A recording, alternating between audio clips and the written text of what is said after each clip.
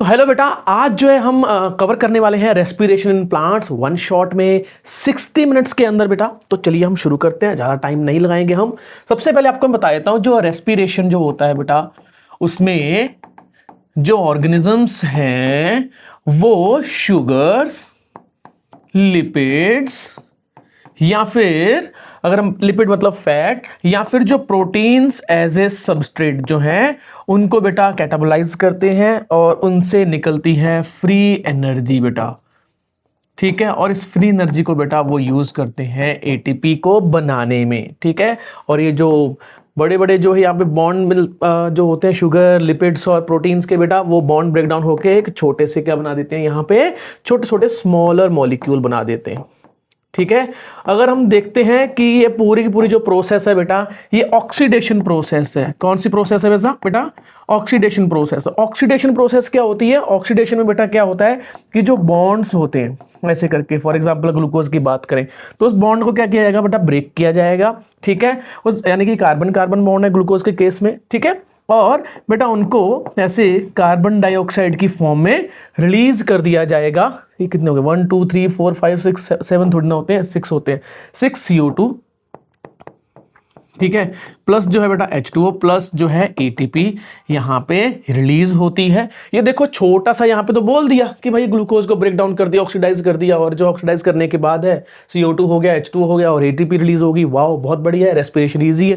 बेटा नहीं, यहाँ पे अगर मैं बात करता हूँ जो यूकैरियोटिक केस में, ठीक है, यूकैरियोटिक केस में बेटा क्या होता है, मैं आप देख लेते हैं हम कि ये होता कहाँ पे है, लोकेशन देख लेते हैं बेटा।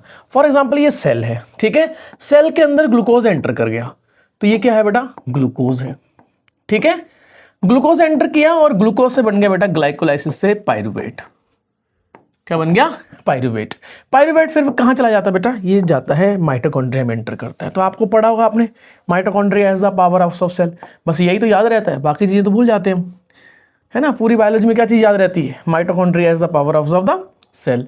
अब ये जो है पायरुवेट एंटर करेगा बेटा माइटोकॉन्ड्रिया के अंदर।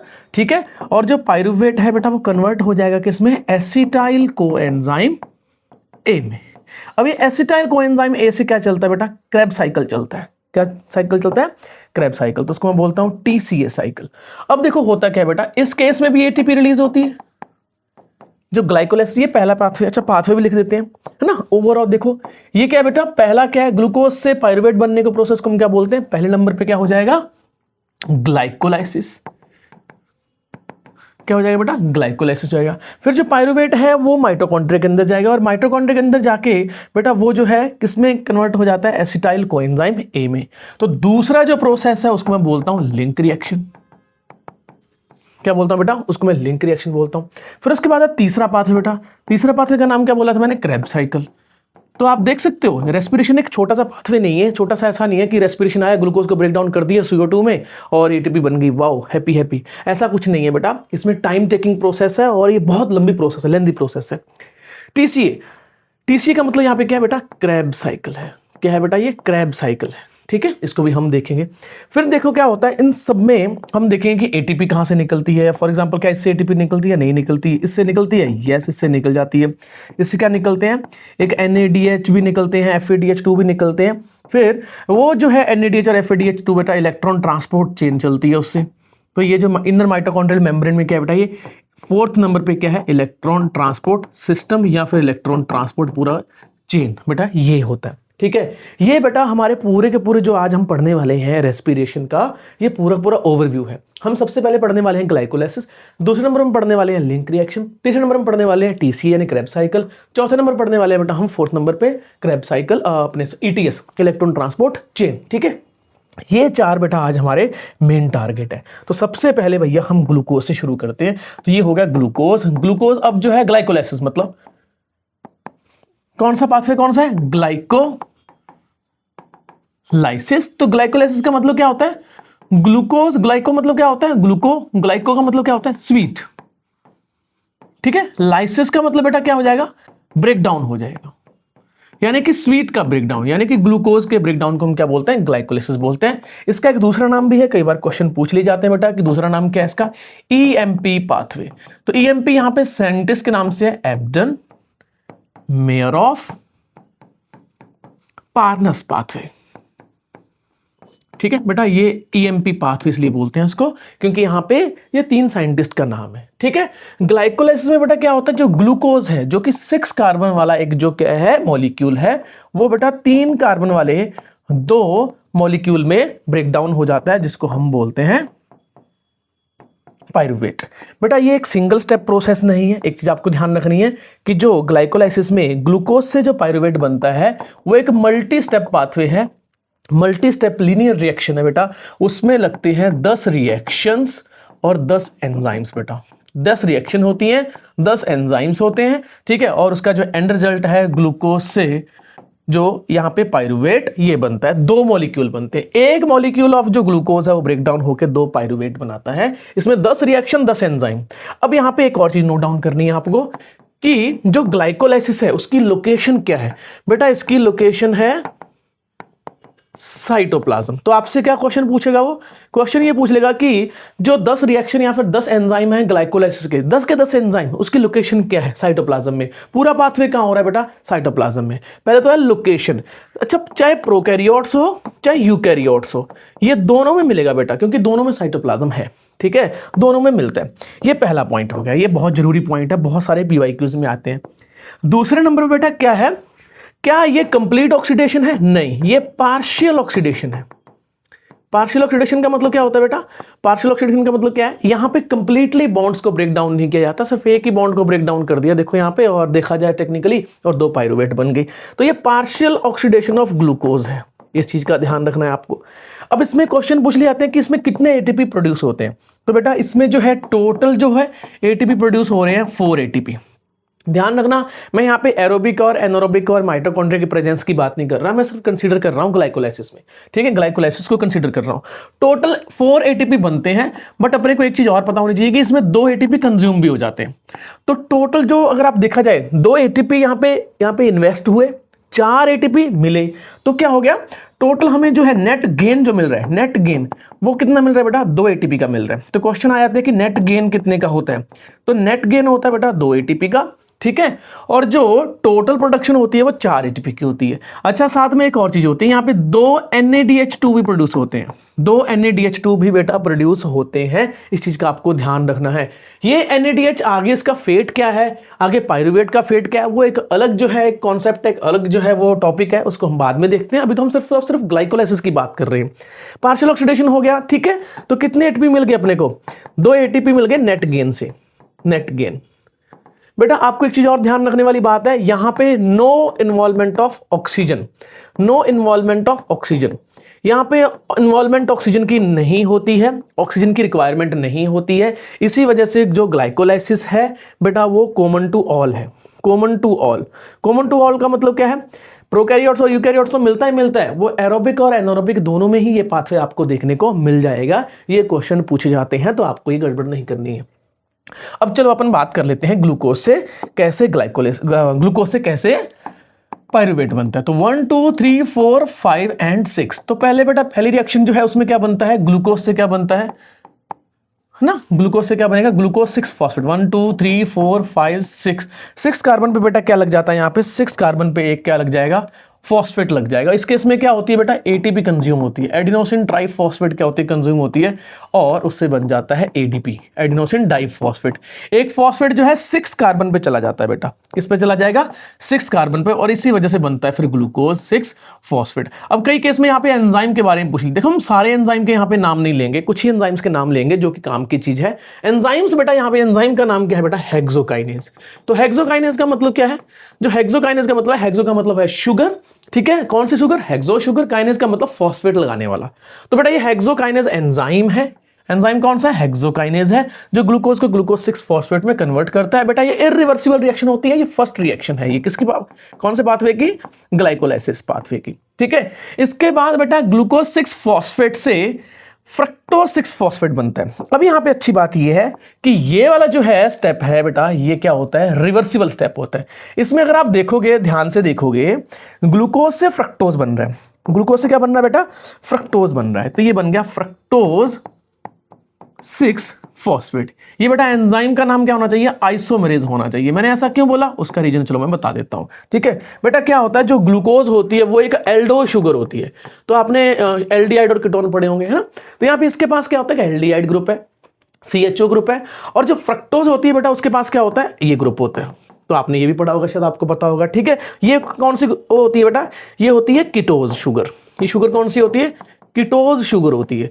अब जो है बेटा, एक एल्डो शुगर एक कीटो शुगर में क्या हो रही है? ब्रेकडाउन हो रही है, ब्रेकडाउन नहीं हो रही, सॉरी, कन्वर्ट हो रही है। एल्डोज कीटो शुगर में कन्वर्ट हो रही है with the help of an enzyme. Isomerisation हो रहा है, एक फंक्शनल ग्रुप चेंज हो रहा है, इसी वजह से एंजाइम का नाम क्या हो जाएगा? आइसोमरेज हो जाएगा। बट ध्यान रखना, ये एक क्या है, यहां पे मैंने 2 एरो लगाए हैं, इसका मतलब क्या होता है? ये रिवर्सिबल रिएक्शन है। अब एनसीईआरटी इस चीज को मेंशन नहीं करती है रिवर्सिबल या इरिवर्सिबल, तो आपको उसमें ध्यान देने की बहुत ज्यादा जरूरत नहीं है। पर आपको पता है कि यहां पे कोई भी एटीपी कंज्यूम नहीं होता है, सिर्फ पहले स्टेप में क्या होता है बेटा? एटीपी कंज्यूम होता है। ठीक है, अच्छा मैं एक चीज और बताना भूल गया था। पूरे पाथवे को मेरे को 2 पार्ट में ब्रेक डाउन करना था, मैं जल्दी जल्दी आज मैं भूल गया। मैं आपको भी बताने वाला हूं वो चीज। फ्रक्टोज 6 फॉस्फेट में बेटा एक एटीपी और आती है, एक एडिनोसिन ट्राइफॉस्फेट और आएगा, यूज होगा और उससे बन जाएगा बेटा एडिनोसिन डाइफॉस्फेट। तो इसका जो एक फॉस्फेट है, अब वो कहां चला गया वो भी हम देख लेते हैं। कहां चला गया वो चला जाता है बेटा फ्रक्टोज के पहले कार्बन पे। किस पे चला जाएगा? फ्रक्टोज पे, फ्रक्टोज के पहले कार्बन पे चला जाएगा बेटा, पहले फर्स्ट कार्बन पे चला जाएगा। ठीक है, कौन है ये? फॉस्फेट। तो इसका नाम क्या होना चाहिए? फ्रक्टोज तो शुगर है, फर्स्ट कार्बन पे हो गया। ठीक है, 6 कार्बन पे हो गया फॉस्फेट, 2 फॉस्फेट है तो मैंने क्या बोल दिया? बिसफॉस्फेट। ठीक है, तो बेटा यहां पे भी क्या है? ये एटीपी कंज्यूम हो रही है। तो क्वेश्चन अब पूछा जाता है कौन कौन से स्टेप पे एटीपी कंज्यूम होती है? फर्स्ट पे होती है हाँ, सेकंड पे होती है नहीं, थर्ड पे होती है हाँ। फर्स्ट एंड थर्ड पे बेटा क्या होती है? एटीपी कंज्यूम होती है। ये इन्वेस्टमेंट पूछी जाती है 10 रिएक्शन में। पहले और तीसरे पे क्या हो जाएगी बेटा? यहां पे क्या हो जाएगी? ये इन्वेस्टमेंट हो जाएगी एटीपी की। अब यहां पे कोई ना कोई एंजाइम क्या होगा? हेक्सोकाइनेज टाइप का तो नहीं होगा, काइनेज होगा। और काइनेज एंजाइम का नाम क्या होता है बेटा? फॉस्फो फ्रक्टोकाइनेज। वैसे तो टाइप 1 होता है, बट मैं बहुत ज्यादा डिटेल में बताऊंगा नहीं। फॉस्फोफ्रक्टोकाइनेज या फिर PFK1, PFK1 बेटा इसको ना कई जो है बुक्स क्या बोलती हैं? इसको पेसमेकर एंजाइम बोलती हैं। पेसमेकर एंजाइम का मतलब क्या है? इसी एंजाइम से पूरे ग्लाइकोलाइसिस की पेस बनती है, स्पीड डिसाइड होती है। जितना ज्यादा ये काम करेगा उतना ग्लाइकोलाइसिस फास्ट होगा, जितना स्लो हो जाएगा उतना ग्लाइकोलाइसिस क्या हो जाएगा बेटा? स्लो हो जाएगा। तो ये वाला है। अब मैं आपको जो बताने वाला था, जो मैं भूल गया था, कि पूरे ग्लाइकोलाइसिस को बेटा हम कितने पार्ट में डिवाइड करते हैं? 2 पार्ट में डिवाइड करते हैं। ठीक है, वापस फिर से हम शुरू करेंगे मेन पॉइंट पे जहां पे हमने छोड़ा था। पहला है बेटा इन्वेस्टमेंट, इन्वेस्टमेंट फेज। कौन सी फेज है? Investment phase. इसमें होती है 5 रिएक्शन। इसको कई केस में प्रिपरेटरी फेज भी बोल दिया जाता है। प्रिपरेटरी फेज का मतलब क्या होता है? प्रिपरेशन होती है एटीपी बनाने की। ठीक है, फिर इसके बाद है बेटा ये वाला जो आता है, दूसरे वाला आता है प्रॉफिट फेज। इन्वेस्टमेंट कर दिया है ना, यहां पे इन्वेस्टमेंट का मतलब क्या है? 2 एटीपी क्या होगी? यहां पे इन्वेस्ट कर दी। और फिर आता है प्रॉफिट फेज। तो प्रॉफिट फेज में क्या होता है बेटा? 4 एटीपी प्रोड्यूस होती हैं, तो हमें प्रॉफिट हो गया। ठीक है, कितने का प्रॉफिट हो गया? 2 एटीपी का प्रॉफिट हो गया, है ना? 4 टोटल प्रोड्यूस हुई है। तो अगर हम बात करें कि इसको प्रिपरेटरी फेज बोलते हैं, इसको हम क्या बोलते हैं? पे ऑफ। पे ऑफ फेज का मतलब क्या होता है बेटा? यहां पे जो है ग्लूकोज पे ऑफ करता है। जितना 2 मान के चलो कि 2 रुपए लगाया तो 4 रुपए मिल गए अपने को, है ना? तो काइंड ऑफ बिजनेस टाइप का हो गया, पे ऑफ किया है इसने। तो बेटा इसमें भी 5 रिएक्शन होती है। इसमें भी क्या होती है? 5 रिएक्शन होती है। अब मैं वापस फिर पॉइंट पे आता हूं। तो हमने देखो ये वाला जो पूरा जो पहला फेज किया था बेटा, ये कौन सा फेज था? चलो लिख लेते हैं। ये फेज था बेटा प्रिपरेटरी फेज। तो प्रिपरेटरी फेज में हमने कितनी रिएक्शन कर ली? अगर आप देखोगे तो 1, 2 और 3 रिएक्शन हमने कवर कर ली है। तो चलो भाई अब चौथी रिएक्शन पे आते हैं, फोर्थ रिएक्शन पे आते हैं।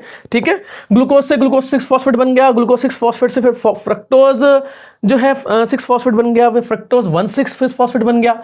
अब जो है फ्रक्टोज 1,6 जो बिस फॉस्फेट था बेटा, फ्रक्टोज 1,6 बिस फॉस्फेट 3, 4, 5 और 6, और इस पे क्या लगा हुआ था बेटा? आप देख सकते हैं यहाँ पे क्या लगा हुआ है। ये क्या लगा हुआ है बेटा? यहाँ पे 2 फॉस्फेट लगे हुए हैं। तो इसको हमने क्या बोला था? फ्रक्टोज 1,6 बिसफॉस्फेट था। अब बेटा ये ब्रेकडाउन, ये अनस्टेबल मॉलिक्यूल होता है, अनस्टेबल मॉलिक्यूल होता है, ये हाई एनर्जाइज अनस्टेबल मॉलिक्यूल है। अनस्टेबल मॉलिक्यूल का मतलब क्या है? इस पे 2 फॉस्फेट हैं और 2 फॉस्फेट की वजह से बेटा क्या हो जाता है? ये बहुत ही अनस्टेबल हो जाता है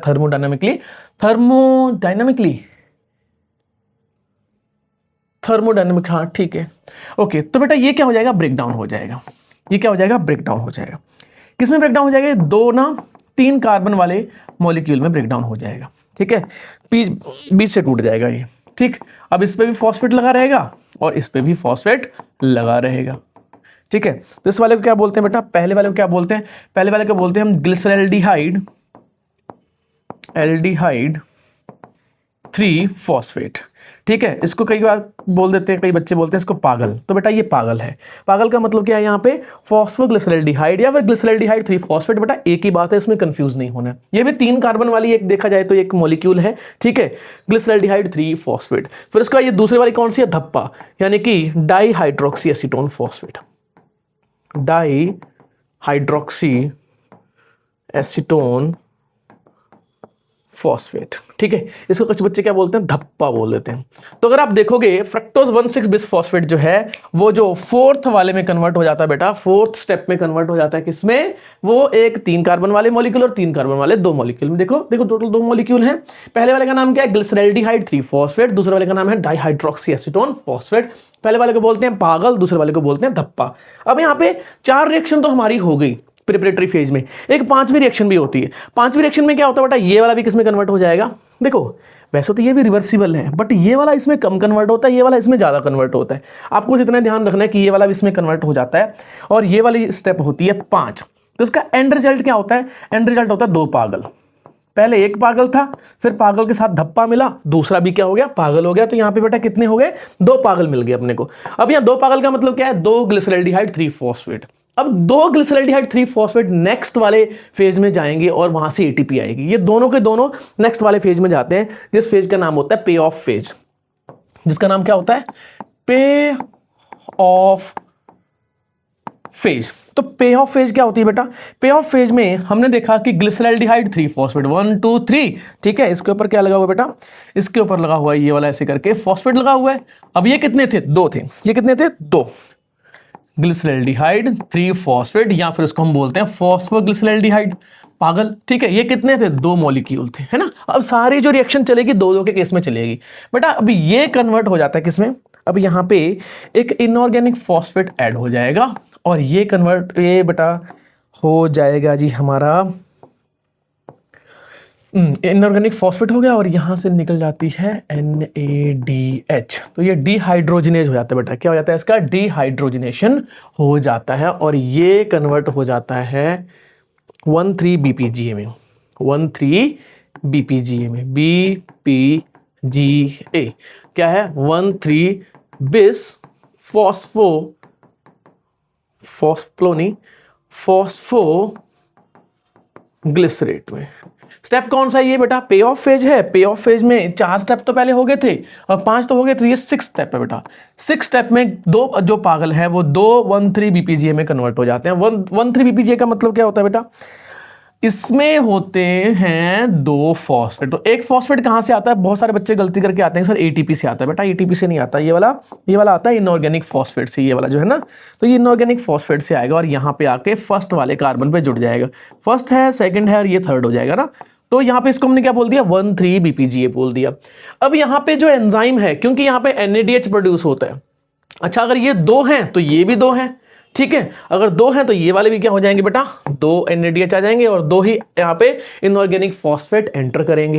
बेटा यहाँ पे जो एंजाइम है उसको मैं बोलता हूँ G3P डिहाइड्रोजिनेज। डिहाइड्रोजिनेज का मतलब क्या होता है बेटा, वो यहाँ पे G3P की ऑक्सीडेशन करवाता है। तो ये वाला जो स्टेप होता है बेटा, ऑक्सीडेशन स्टेप होता है। क्या होता है, ये ऑक्सीडेशन स्टेप होता है। और ऑक्सीडेशन का मतलब क्या होता है, हाइड्रोजन रिमूव हो जाती है और किस फॉर्म में चली जाती है, NADH की फॉर्म में चली जाती है। ऑब्वियस बात ये है कि यहाँ पे NAD+ तो यूज होगा ही होगा, ऑब्वियस बात है। तो अब आया था हमारा कौन सा आया था, 1,3-BPGA। बेटा अब ये कन्वर्ट हो जाता है 3-PGA में। 3-PGA का मतलब यहाँ पे क्या है, 3-PGA क्या है, 3-PGA है ना। 3-PGA का मतलब क्या है बेटा, मैं आपको बता देता हूं। ये भी 3 कार्बन वाला ही है, ठीक है, नाम से क्लियर है। 3-PGA, 3-फॉस्फोग्लिसरेट या फिर ग्लिसरिक एसिड। ठीक है बेटा, यहां पे अगर देखा जाए तो एक यहां पे क्या हो गया, यहां पे क्या गड़बड़ हुई है, यहां पे गड़बड़ नहीं हुई है, मतलब एक फॉस्फेट कहीं गायब हो गया। एक फॉस्फेट कहां गायब हुआ है बेटा, यहां पे वो गायब हुआ है एडेनोसिन डाइफॉस्फेट के पास। अब ये भी दो मॉलिक्यूल थे, ये भी दो मॉलिक्यूल बन गए, तो यहाँ पे दो एडीपी आएंगे और उनके पास उनसे क्या बन जाएगी, दो एटीपी बन जाएगी। क्यों दो एटीपी बन जाएगी? क्योंकि ये वाला जो फॉस्फेट है, ये वाला जो फॉस्फेट है वो एडीपी के पास चला गया, ट्रांसफर हो गया, तो एडीपी की फॉस्फोरिलेशन हो गई और उससे क्या बन गया बेटा, एटीपी बन गया। तो ये वाले स्टेप को हम बोलते हैं substrate level phosphorylation. Substrate level phosphorylation क्या मतलब हो गया बेटा इसका? फॉस्फोराइलेशन किसका होता है? 13-BPGA का होता है? नहीं, तो किसका होता है फिर बेटा? वो होता है एडीपी का। डायरेक्ट यहां से जो फॉस्फेट है वो सबस्ट्रेट से आ रहा है और वो एडीपी के पास जाके एटीपी में कन्वर्ट हो रहा है। तो यहां पे दो एटीपी बेटा प्रोड्यूस हो गई हैं, ठीक है। तो अभी तक दो एटीपी लगी थी और दो एटीपी प्रोड्यूस होगी, तो यहाँ पे क्या है, जीरो आ गया, लेवल जीरो आ गया, यानी कि नो प्रॉफिट नो लॉस पे सेल आ गई है। अब जो 3-PGA किस में कन्वर्ट होता है वो हम देख लेते हैं बेटा। 3-PGA कन्वर्ट होता है 1 2 3। 3-PGA का मतलब क्या है? 3 फॉस्फोग्लिसरिक एसिड, है ना, यानी कि थर्ड नंबर पे क्या है बेटा, फॉस्फेट है, इसके नाम क्या था, 3-PGA। ऑब्वियसली दो मॉलिक्यूल थे बेटा, ये कन्वर्ट हो जाए किसमें, 2-PGA में। तो 1-PGA 2-PGA, ठीक है, एक कोल्ड ड्रिंक पीजिए, दो कोल्ड ड्रिंक पीजिए, तो 1 2 3। अब यहां पे क्या हुआ बेटा, अगर आप देखोगे सेकंड नंबर पे चला गया। कौन सेकंड नंबर पे चला गया? फॉस्फेट। तो उसका नाम क्या बोल दिया हमने, 2-फॉस्फोग्लिसरिक एसिड। तो 2-फॉस्फोग्लिसरिक एसिड, इसके मॉलिक्यूल कितने बन रहे हैं, दो मॉलिक्यूल बन रहे हैं, ठीक है। अब ये किस में कन्वर्ट हो जाता है बेटा, ये कन्वर्ट हो जाता है फॉस्फोइनोल पाइरूवेट में। अब ये फॉस्फोइनोल पाइरूवेट है, किसमें कन्वर्ट हो जाएगा, फॉस्फोइनोल पाइरूवेट में। फॉस्फोइनोल पाइरूवेट क्या होता है बेटा, फॉस्फोइनोल पाइरूवेट, है ना। क्या यहां पे मैं आपको कुछ ट्रिक्स बताऊंगा? तो ट्रिक्स नहीं, हम एक काम करेंगे, इसका एक रफली देख लेंगे, आइडिया देख लेंगे, इसका पूरे ओवरव्यू कर लेंगे। तो फॉस्फोइनोल पाइरूवेट बेटा, जो फॉस्फोइनोल जो पाइरूवेट है दो बन गए यहाँ पे, ठीक है। इसके पास अभी भी एक फॉस्फेट है, अब ये कन्वर्ट हो जाता है बेटा किसमें, दो पाइरूवेट में। किसमें कन्वर्ट हो जाएगा, दो पाइरूवेट में। अब इस पाइरूवेट के पास कोई भी फॉस्फेट नहीं है, तो बात यह है कि फिर कहां चला गया फॉस्फेट, कहां चला गया? अगर पाइरूवेट के पास अगर फॉस्फेट वो नहीं है, फॉस्फेट नहीं है, इधर ही लिख देते हैं इसको, एक काम करता हूं मैं, उधर लिख दिया था गलती से मैंने। तो एक फॉस्फेट कहां चला गया, ये जो फॉस्फेट था कहां चला गया बेटा, वो चला गया फिर से एडीपी के पास। किसके पास चला गया, एडीपी के पास। ऑब्वियसली अगर ये दो हैं तो दो एडीपी आएंगे, ठीक है, और वो किस में कन्वर्ट हो जाएंगे, दो एटीपी में कन्वर्ट हो जाएंगे। तो बेटा ये कौन सी है, सेकंड जो है हमारी सबस्ट्रेट लेवल फॉस्फोराइलेशन है। सबस्ट्रेट लेवल फॉस्फोराइलेशन का मतलब क्या होता है बेटा, वो ये होता है कि एडीपी के ऊपर जो है फॉस्फेट ऐड हो जाता है from the direct substrate. Substrate कौन सा है, फॉस्फोइनोल पाइरूवेट। तो अगर आप देखोगे दो एटीपी और प्रोड्यूस हो गए, तो टोटल कितने हो गए, 4 हो गए। अब फटाफट ओवरव्यू कर लेते हैं, रिवाइज कर लेते हैं। पहले नंबर पे क्या था, ग्लूकोज, फिर उससे क्या बना, ग्लूकोज 6 फॉस्फेट, फिर उससे क्या बना, फ्रक्टोज 6 फॉस्फेट, फिर उसके बाद क्या बना, फ्रक्टोज 1,6 बिस फॉस्फेट, फिर उसके बाद क्या बना, धप्पा और पागल एंड धप्पा, डाइहाइड्रोक्सी एसीटोन फॉस्फेट और पागल, ठीक है, फॉस्फोग्लिसरैल्डिहाइड। और इसके बाद ये भी किस में कन्वर्ट हो जाएगा, इसमें कन्वर्ट हो जाएगा। तो बाद में एट द एंड टोटल जो कितने बनेंगे, टोटल कितने बनेंगे, दो पागल बन जाएंगे, ठीक है। पहले एक पागल था फिर दो पागल, है ना, सारे दोस्त ऐसे तो होते हैं, पहले एक पागल होता है फिर सारे। अब यहाँ पे पहले नंबर पे क्या एटीपी यहाँ पे कंज्यूम हो रही है, यस, पहले स्टेप पे होती है, ठीक है। दूसरे पे होती है, नहीं होती। तीसरे पे होती है, यस, एक और एटीपी कंज्यूम होती है। तो पहला और जो थर्ड वाला स्टेप है, फर्स्ट एंड जो थर्ड स्टेप होता है बेटा, यहाँ पे एटीपी कंजप्शन होती है, क्वेश्चन पूछ लिया जाता है। फिर इसके बाद है जो दो पागल हैं बेटा, वो किस में कन्वर्ट होते हैं, दो ग्लिसरैल्डिहाइड 3 फॉस्फेट तो है ये बेटा कन्वर्ट हो जाते हैं 13-BPGA में, 13 बिस फॉस्फोग्लिसरिक एसिड में, ठीक है। ऑब्वियसली ये भी कितने होंगे बेटा, 2 होंगे, ठीक है। इसके बाद क्या आ जाएगा, ये किस में कन्वर्ट हो जाएगा, 3-PGA में कन्वर्ट हो जाएगा। एक फॉस्फेट कहां चला गया, एटीपी के पास चला गया, नहीं एडीपी के पास चला गया। तो यहाँ पे कितने एटीपी बन गए, 2 एटीपी बन गए, क्योंकि सारा कुछ किस में चल रहा है, डबल में चल रहा है। फिर उसके बाद क्या बन जाएगा बेटा, 2-PGA बन जाएगा, इसके भी कितने बन जाएंगे, 2 मॉलिक्यूल। फिर उसके बाद क्या बन जाएगा, फॉस्फोइनोल पाइरूवेट, उसके भी कितने बनेंगे, 2 बनेंगे। और बाद में क्या हो जाएगा बेटा, पाइरूवेट बन जाएगा। तो इसके पास तो कोई होता नहीं है, है ना, मतलब फॉस्फेट होता नहीं है तो एक यहाँ पे एटीपी और बन गया, सबस्ट्रेट लेवल रिएक्शन होगी। तो अगर आप टोटल अगर आप देखोगे तो यहाँ पे 2 एटीपी यहाँ बन गई और 2 एटीपी यहाँ बन गई। इस वाले स्टेप पे बेटा क्या बन जाते हैं, 2 NADH बन जाते हैं। 2 NADPH नहीं है, 2 NADH बन जाते हैं। ये बेटा क्या होते हैं, हाई एनर्जी मॉलिक्यूल होते हैं ये भी। बट ध्यान रखना ये वाले जो है हाई एनर्जी जो मॉलिक्यूल है बेटा, ये कभी भी जो है क्रैब साइकिल में एंटर करेंगे सिर्फ एरोबिक वाले में करेंगे, एनारोबिक वाले में इसका थोड़ा सा कंजप्शन अलग तरीके से होता है। ठीक है, अब 2 पायरुवेट बन गए, 2 पायरुवेट बन गए भैया, 2 पायरुवेट बन चुके हैं। अब 2 पायरुवेट जो है, अगर ऑर्गेनिज्म एनारोबिक है, नहीं एरोबिक देखते हैं चलो मैं, अगर ऑर्गेनिज्म एरोबिक है, एरोबिक मतलब क्या है, फॉर एग्जांपल अस, ठीक है, अगर कोई ऑर्गेनिज्म एरोबिक ऑर्गेनिज्म है तो बेटा क्या करेगा, ये जो है चला जाएगा, पायरुवेट चला जाएगा इन माइटोकॉन्ड्रिया। कंडीशन 1, अगर ऑर्गेनिज्म क्या है, एरोबिक है, तो बेटा ये जो पायरुवेट है कहां चला जाएगा, माइटोकॉन्ड्रिया में चला जाएगा, लिंक रिएक्शन करेगा और क्या बना लेगा वहां पे जाके, एसिटाइल कोएंजाइम ए बनाएगा। अभी हम देखने वाले हैं थोड़ी देर में। अगर पायरुवेट अगर एनारोबिक ऑर्गेनिज्म है, कोई एनारोबिक ऑर्गेनिज्म है या फिर मसल है, ठीक है, हमारे केस में अगर मसल है बेटा तो ऑक्सीजन की डेफिशिएंसी, यहाँ पे एनारोबिक ऑर्गेनिज्म क्या है, ऑक्सीजन की डेफिशिएंसी हो रही है। एरोबिक ऑर्गेनिज्म में भी अगर ऑक्सीजन की डेफिशिएंसी होगी तो मसल की बात करते हैं तो वहां पे भी कुछ इशू होता है, देखते हैं। अब यहाँ पे इसके 2 फेट बनते हैं, 2 फेट का मतलब 2 भविष्य बनते हैं, 2 फेट है इसका, जो किस्मत है 2 फेट है इसकी, है ना। तो 2 फेट में पहला फेट क्या आता है बेटा, पहला फेट आता है एल्कोहलिक फर्मेंटेशन। इससे क्या बन जाएगा, अल्कोहल बन जाएगा। क्या बन जाएगा, अल्कोहल। तो पायरुवेट से पहले बनेगा एसिटाल्डिहाइड और बाद में क्या बन जाएगा बेटा, उससे बन जाएगा अल्कोहल। अब अपने को पता है कि जो पायरुवेट है बेटा, पायरुवेट है वो 3 कार्बन वाला है, एसिटाल्डिहाइड 2 कार्बन वाला है। तो ऑब्वियस बात है यहाँ पे एक CO2 क्या हो जाएगी, रिलीज हो जाएगी। तो यहाँ पे कार्बन डाइऑक्साइड निकलती है, किसमें, अल्कोहलिक फर्मेंटेशन में। अब हम बात करते हैं लैक्टिक एसिड वाले में। अब लैक्टिक एसिड वाले में क्या होता है, जो पायरुवेट है वो किस में कन्वर्ट हो जाता है, लैक्टिक एसिड में कन्वर्ट हो जाता है बेटा। किस में कन्वर्ट हो जाता है, लैक्टिक एसिड में कन्वर्ट। अब जो लैक्टिक एसिड है बेटा वो 3 कार्बन वाला है। इसका मतलब यहाँ पे क्या है, कोई भी CO2 प्रोड्यूस नहीं होती है। ये एक ओवरव्यू है। ये हमने देखा था फेट ऑफ किसका बेटा, पायरुवेट का। पायरुवेट का हमने फेट देख लिया। अब हम थोड़ा सा आगे बढ़ते हैं, मैं फर्मेंटेशन के बारे में बता देता हूँ फटाफट। इस साइड हम लिखते हैं एल्कोहल फर्मेंटेशन, एल्कोहलिक फर्मेंटेशन। ये 2 स्टेप प्रोसेस होती है। 2 स्टेप प्रोसेस का मतलब क्या है, पायरुवेट जो कि 3 कार्बन वाला है, ठीक है, वो पहले 2 कार्बन वाले किसमें कन्वर्ट करेगा, वो एसिटाल्डिहाइड में कन्वर्ट होगा। फिर वो किसमें कन्वर्ट हो जाएगा, 2 कार्बन वाले बेटा किसमें कन्वर्ट हो जाएगा, वो एथेनॉल में, यानी कि अल्कोहल। अल्कोहल यहाँ पे कौन सा है, एथेनॉल वाला है, C2H5OH है बेटा, है ना। तो 2 कार्बन है उसके पास।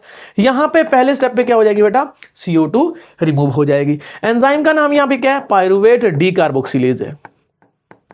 डीकार्बोक्सिलेज नाम से क्लियर है, क्या हो रहा है यहाँ पे, कार्बन डाइऑक्साइड रिमूव कर रहे हैं। फिर उसके बाद ये पहला स्टेप हो गया, फिर दूसरा स्टेप हो गया। दूसरे स्टेप में बेटा जो एंजाइम है, जो एंजाइम है उसका नाम क्या होना चाहिए, उसका नाम होना चाहिए अल्कोहल डिहाइड्रोजिनेज। क्या नाम है बेटा उसका, अल्कोहल डिहाइड्रोजिनेज। क्वेश्चन पूछ लिया जाता है कई बार, ठीक है। इस स्टेप में, लास्ट वाले स्टेप में बेटा क्या होता है कि इंटरेस्टिंग चीज होती है, वो जो NADH बना था, किसमें बना था, याद करो, ग्लाइकोलाइसिस में।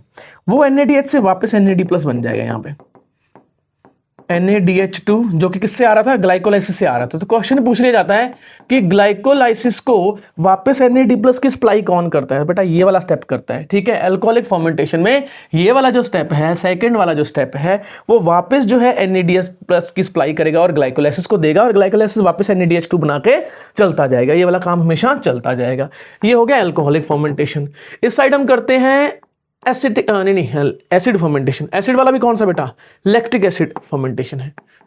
तो ये क्या हो जाएगा, लैक्टिक एसिड फर्मेंटेशन हो जाएगा। मैंने पीछे लैक्टिक एसिड लिखा था ना मैंने, हाँ, लैक्टिक एसिड फर्मेंटेशन, ठीक है। लैक्टिक एसिड फर्मेंटेशन में बेटा क्या होता है, जो पायरुवेट है, ऑब्वियसली पायरुवेट तो है ही है, जो कि एंड प्रोडक्ट था, किसका एंड प्रोडक्ट किसका था, वो ये क्वेश्चन पूछ लिया था, and product of glycolysis is बेटा पायरुवेट। पायरुवेट यहाँ पे कन्वर्ट हो जाता है 3 कार्बन वाले लैक्टिक एसिड में। अब ये काम कहाँ होता है, आपको पहले पता ही होगा, लैक्टोबैसिलस। तो बच्चों को सबको 2-3 चीजें याद रहती हैं, एक तो power house of cell is called mitochondria and lactobacillus form the lactic acid in the curd. बस इतना तो याद रहता है, बाकी सब तो भूल ही जाते हैं, ठीक। अब इस वाले में बेटा एंजाइम का नाम क्या है, लैक्टेट डिहाइड्रोजिनेज एंजाइम है, लैक्टेट डिहाइड्रोजिनेज एंजाइम है। डीकार्बोक्सिलेशन यहाँ पे नहीं होती, लैक्टिक एसिड फर्मेंटेशन में बेटा CO2 प्रोड्यूस नहीं होती है। ये तो पहला पढ़ा था हमने। दूसरा क्या है, muscles, skeletal muscles, smooth muscle मत कर देना, स्केलेटल मसल है बेटा, इसमें नो CO2, कोई CO2 इसमें प्रोड्यूस नहीं होती है। बट हाँ वही सेम चीज, एक चीज जो मैंने आपको बताया था, जो ग्लाइकोलाइसिस है वो क्या करेगा बेटा, वो क्या प्रोड्यूस करता है, वो प्रोड्यूस करता है जी NADH। NADH2 यहाँ पे कंज्यूम हो जाएगा और उससे क्या बन जाएगा, NAD+ बन जाएगा। NAD+ ग्लाइकोलाइसिस में जाएगा और ये सप्लाई चलती जाएगी। एक्चुअली में लास्ट स्टेप का मतलब ये होता है कि NADH2 को कंज्यूम करवाना और NAD+ को वापस रिप्लेनिश करना, यानी कि वापस रिस्टोर करना, सो दैट कि ग्लाइकोलाइसिस चलता रहे, ये वाला काम होता है बेटा, ठीक है। लास्ट स्टेप में अगर आप देखोगे तो NADH का क्या हो रहा है, ऑक्सीडेशन हो रहा है। अब एरोबिक ऑर्गेनिज्म में आ जाते हैं कि अगर ऑर्गेनिज्म एरोबिक है तो क्या होगा। तो बेटा अगर ऑर्गेनिज्म एरोबिक है तो ये माइटोकॉन्ड्रिया में चला जाएगा। कौन माइटोकॉन्ड्रिया में चला जाएगा, पायरुवेट। तो पायरुवेट चला गया माइटोकॉन्ड्रिया में, ये हो गया mitochondria which is called the power house of cell. ठीक है, पढ़ पढ़ के थक गए होगे आप, तो समझ में तब भी नहीं आ रहा है ना। तो पायरुवेट चला जाएगा बेटा किसमें, माइटोकॉन्ड्रिया में। अब जो ये किसमें कन्वर्ट हो जाएगा, ये कन्वर्ट हो जाएगा 2 कार्बन वाले किसी मॉलिक्यूल में, जिसको मैं बोलता हूं एसिटाइल कोएंजाइम A। बेटा एसिटाइल जो कोएंजाइम A है, ध्यान रखना यहां पे निकल रहा है जी NADH2 और साथ में निकल रहा है CO2, क्योंकि ये 3 कार्बन वाला और ये 2 कार्बन वाला है।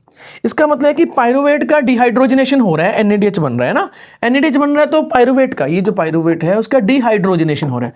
तो एंजाइम का नाम क्या होना चाहिए, पायरुवेट डिहाइड्रोजिनेज कॉम्प्लेक्स। बड़ा एंजाइम है ये, 3 एंजाइम वाला एंजाइम है खुद ये, तो ये मैंने सिंपल लिख दिया पायरुवेट डिहाइड्रोजिनेज कॉम्प्लेक्स। बेटा इसमें कुछ ना साथ में एडिशनल फैक्टर भी यूज होते हैं, सम फैक्टर्स यूज होते हैं यहाँ पे, सम कोफैक्टर यूज होते हैं। फॉर एग्जांपल इसमें यूज होता है यहाँ पे NAD+, ठीक है, इसमें यूज होता है बेटा नहीं राइबोफ्लेविन, हाँ TH1 राइबोफ्लेविन हो गया, तो विटामिन B2 होता है, तो नहीं ये तो यूज नहीं होता।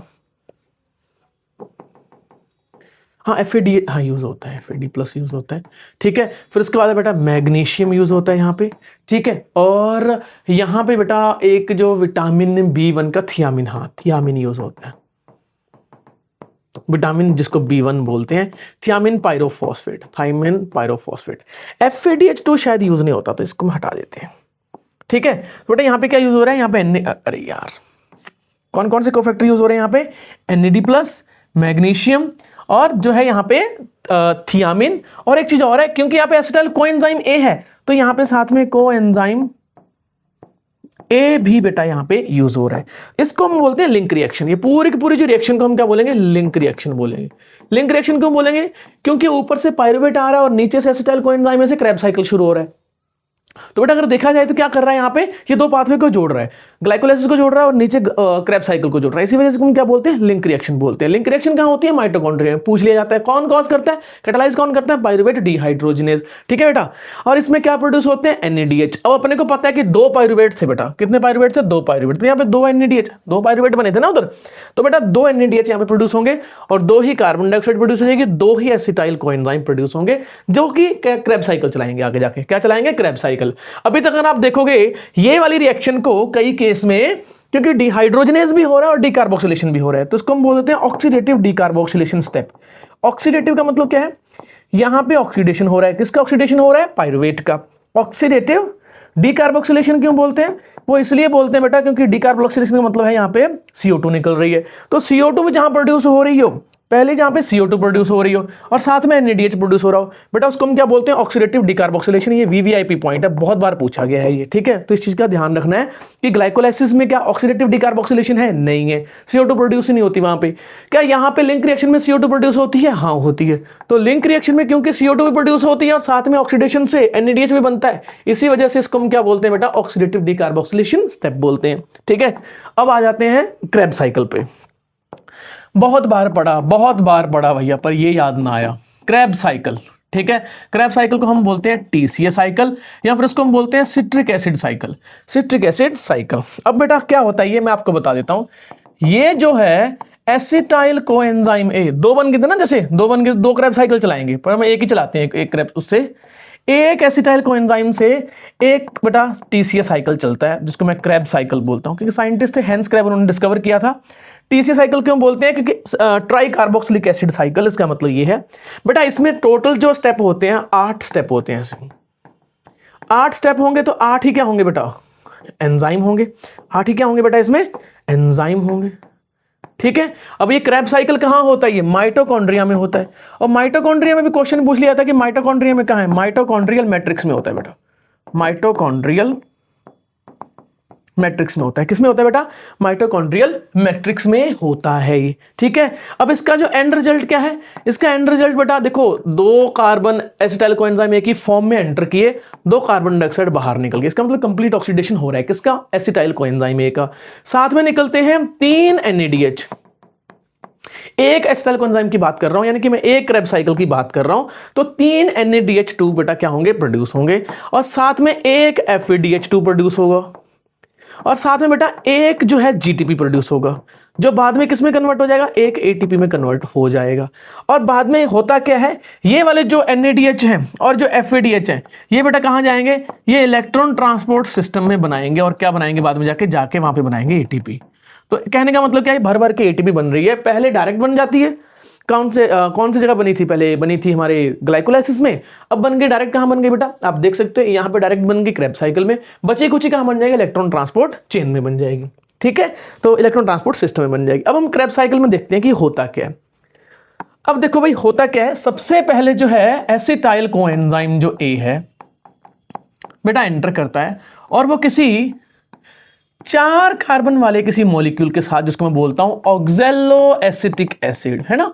ये ऑक्जेलो एसिटिक एसिड बेटा क्या बनाता है? ये 6 कार्बन वाला एक, देखो 2 कार्बन ये हो गए, 4 कार्बन ये हो गए, तो टोटल यहां पे 6 कार्बन वाला क्या बन जाएगा बेटा? सिट्रिक एसिड बन जाएगा। यहां पे क्या बन जाएगा? सिट्रिक एसिड बन जाएगा। 1 2 3 4 5 एंड 6। ध्यान रखना इस लीनियर नहीं होता, इस समझाने के लिए। ये होता तो ऐसे 1 2 3 ऐसे होते हैं, ठीक है, बट मैं ऐसे बना दिया आपके समझाने के लिए। तो पहला जो प्रोडक्ट है वो क्या है? सिट्रिक एसिड है। और सिट्रिक एसिड के पास बेटा कितने ग्रुप होते हैं? 3 COOH ग्रुप होते हैं। इसी वजह से इसको हम क्या बोलते हैं? ट्राई कार्बोक्सिलिक एसिड बोलते हैं। इसको हम क्या बोलेंगे? इसको हम try carboxylic acid. Citric acid के नाम से इसका सिट्रिक एसिड साइकिल पड़ा है। और क्योंकि इसके पास 3 ट्रिपल OH थोड़ी ना होते हैं। COH का मतलब क्या होता है? यहाँ पे COOH है, कार्बोक्सिलिक एसिड है। ठीक है, 3 कार्बोक्सिलिक एसिड ग्रुप है, फंक्शनल ग्रुप है। इसी वजह से क्या बोलते हैं? इसको ट्राई कार्बोक्सिलिक एसिड बोलते हैं। पहला एंजाइम क्या है बेटा? एंजाइम सिट्रिक एसिड को बना रहा है, तो सिट्रेट सिंथेज है। एंजाइम का नाम क्या होगा? Citrate synthase. ये पहला स्टेप हो गया इसका। मैंने 8 स्टेप बोले थे। सिट्रिक एसिड बेटा किस में कन्वर्ट हो जाएगा? आइसोसिट्रेट में कन्वर्ट हो जाता है, आइसोमराइजेशन हो जाता है इसको। अरे 4 5 और 6 क्या है? आइसोसिट्रेट। किस में कन्वर्ट हो जाएगा? आइसोसिट्रेट में। ठीक है, अब ये और किस में कन्वर्ट हो जाएगा आगे जाके? ये बेटा कन्वर्ट होता है आगे जाके 5 कार्बन वाली मॉलिक्यूल में। 3 4 और 5। अब 5 कार्बन है तो एक कार्बन कहां चला गया? एक कार्बन चला गया बेटा किसके फॉर्म में? CO2 की फॉर्म में। और साथ में बेटा यहां पे क्या निकलता है? एक NADH निकलता है। क्या निकलेगा? एक NADH। तो देखा जाए तो जब एक 6 कार्बन वाला मॉलिक्यूल है, वो 5 कार्बन वाले किसी मॉलिक्यूल में, जिसको मैं क्या बोलता हूं? अल्फा कीटो ग्लूट्रिक एसिड बोलता हूं, ठीक है, वो उसमें कन्वर्ट होता है, तो एक CO2 बाहर निकल गई और एक NADH निकल गई। तो बेटा यहां पे क्या है? यहां पे ऑक्सीडेटिव डिकार्बोक्सिलेशन हो रहा है। क्या होता है ऑक्सीडेटिव डिकार्बोक्सिलेशन? इसमें आइसोसिट्रेट का ऑक्सीडेशन हो रहा है, साथ में उससे कार्बन में निकल रहा है, तो ऑक्सीडेटिव डिकार्बोक्सिलेशन हो रहा है। तो ये OD स्टेप है। जैसे लिंक रिएक्शन में क्या था? एक OD स्टेप था, ये भी एक OD स्टेप है। ठीक है, अब बैक टू बैक एक और OD स्टेप होता है। यानी बैक टू बैक का मतलब क्या है? 1 2 3 4। ठीक है, 4 कार्बन वाला। इसका मतलब क्या है कि एक कार्बन और निकल गया, एक कार्बन और निकल गया, ये एक कार्बन निकल गया और इसके साथ एक और प्रोड्यूस हो गया, क्या? NADH। तो बेटा ये भी क्या? एक OD स्टेप है। OD स्टेप का मतलब क्या होता है? Oxidative decarboxylation step. बेटा एक ये भी एक OD स्टेप है। इसको हम क्या बोलते हैं? Succinyl coenzyme A. अब इस सक्सिनाइल कोएंजाइम ए किस में कन्वर्ट होता है वो हम देखते हैं। ये बेटा कन्वर्ट हो जाएगा सक्सीनेट में। 4 कार्बन वाला है ना, सक्सीनेट में कन्वर्ट हो जाएगा। ठीक है, ये सक्सीनेट जो है बेटा किस में कन्वर्ट है? 4 कार्बन वाले में ही। उसको हम बोलते हैं फ्यूमरेट। किसमें कन्वर्ट हो जाएगा, फ्यूमरेट में। अब बेटा यहाँ पे एक और, यहाँ पे क्या निकलता है, FADH निकलता है यहाँ पे, यानी कि ये भी एक क्या है, ऑक्सीडेशन है, बट ये ऑक्सीडेटिव डिकार्बोक्सिलेशन स्टेप नहीं है। ये वाला सक्सिनेट से जो फ्यूमरेट बनाने वाले का नाम, जो एंजाइम का नाम क्या है बेटा, आपको ये बताना है। ये कहाँ मिलता है, कहाँ लोकेशन और इसका नाम क्या है, ये आपको बताना है, ठीक है। अब जो फ्यूमरेट है बेटा वो किस में कन्वर्ट हो जाता है, मैलेट में, 4 कार्बन वाले मैलेट में कन्वर्ट हो जाता है। मैलिक एसिड या फिर मैलेट बोलते हैं इसको। और जो मैलिक एसिड जो है वो लास्ट में कन्वर्ट हो जाता है ऑक्जेलो एसिटिक एसिड में, और साथ में इससे प्रोड्यूस होता है एक और NADH, एक और NADH2। तो बेटा अगर आप देख सकते हो टोटल 8 स्टेप हो गए हैं यहाँ पे, ठीक है। यहाँ पे कितने स्टेप हो गए हैं, 8 स्टेप हो गए हैं। आप इसको देख लो एक बार, ओवरव्यू कर लो, स्क्रीनशॉट ले लो। मैं आगे बढ़ रहा हूँ, इसका आप रिवाइज करते हैं। हम क्या करते हैं, रिवाइज करते हैं, क्योंकि कुछ कुछ पॉइंट रह गए हैं कि ATP प्रोड्यूस करने वाली रह गई है, GTP मतलब। सबसे पहले क्या हुआ, एसिटाइल वो एंजाइम A आया, वो जो है ऑक्जेलो एसिटिक एसिड के साथ क्या हुआ, बाइंड हुआ, और क्या बनाया उसने, सिट्रिक एसिड बना दिया, यहां पे सिट्रेट बना दिया, सिट्रेट बना दिया। अब ये किस में कन्वर्ट हो गया, आइसो सिट्रेट में।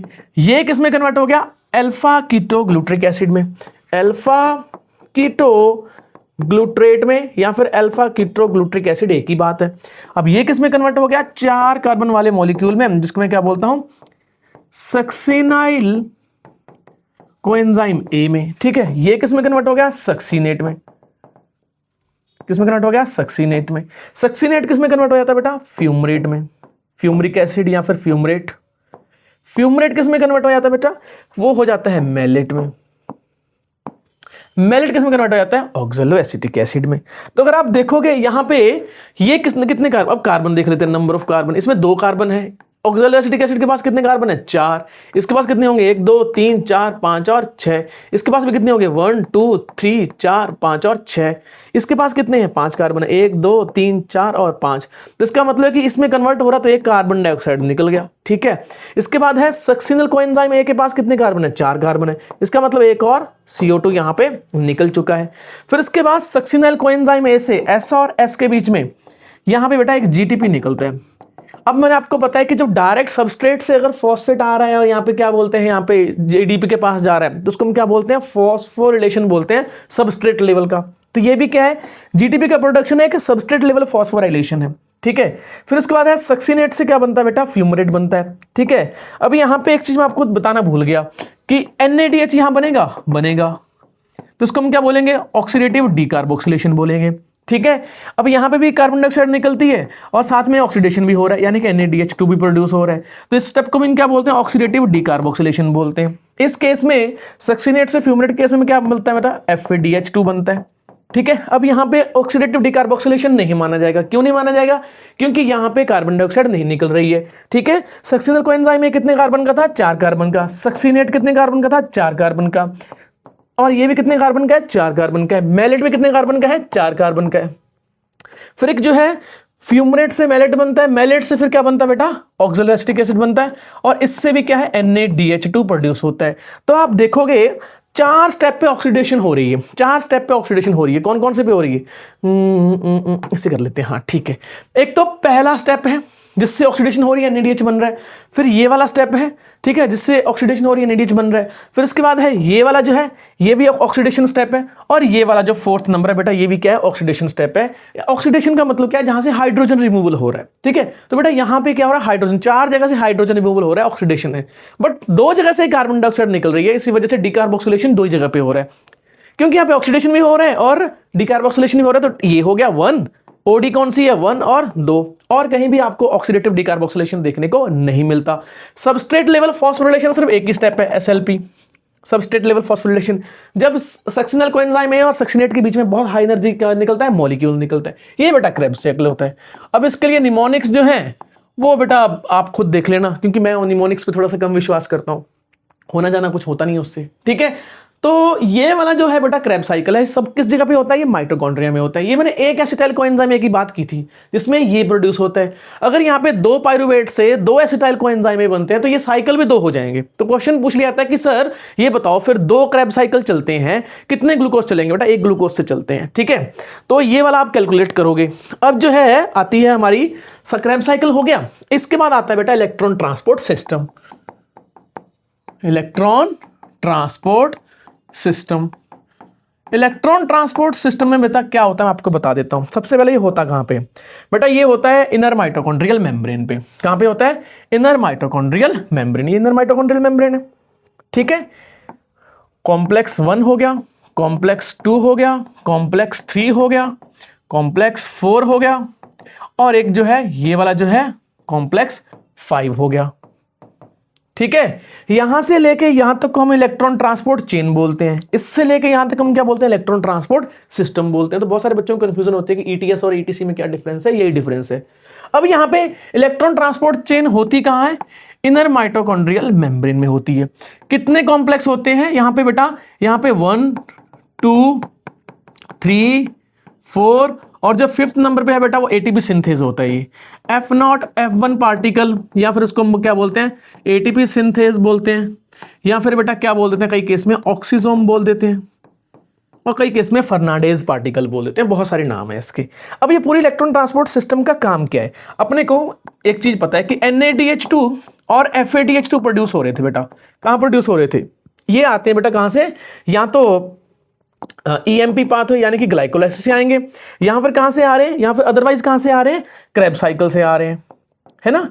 इनकी सप्लाई होती रहती है। अब इनका जो कंजप्शन है ये इलेक्ट्रॉन ट्रांसपोर्ट चेन में जाएंगे, और एट द एंड यहां से इलेक्ट्रॉन डोनेट करेंगे। इलेक्ट्रॉन डोनेट करके इलेक्ट्रॉन की एनर्जी को यूज करके बेटा क्या किया जाएगा? यहां पे प्रोटॉन को पंप किया जाएगा। H plus H plus H plus, कहां से? मैट्रिक्स से इंटरमेम्ब्रेन स्पेस में क्या किया जाएगा? प्रोटॉन को पंप किया जाएगा। तो प्रोटॉन यहां पे बहुत सारे हो जाएंगे, बहुत सारे प्रोटॉन यहां पे हो गए हैं।